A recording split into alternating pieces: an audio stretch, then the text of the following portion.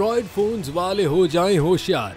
नए वायरस के जरिए सार्फिन का डेटा चोरी किए जाने का हुआ है इंकशाफ। कैस्पर्क्सी रिसर्च की तरफ से 3 नए खतरनाक एंड्रॉयड वायरस की मुख्तलिफ इकसाम टैम्बिर, डोफोन और गीगाबर्ड का तज्जिया किया गया है, जो कि मुतनव्वे खुसूसियात के हामिल हैं।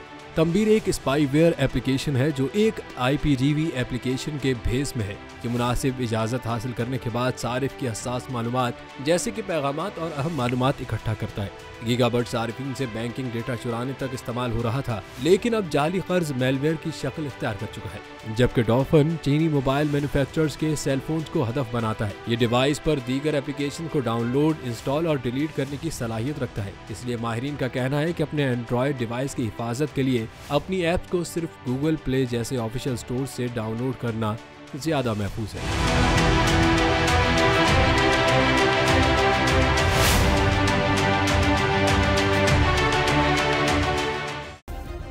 सब्सक्राइब करें और बेल दबाएं ताकि कोई खबर रह न जाए।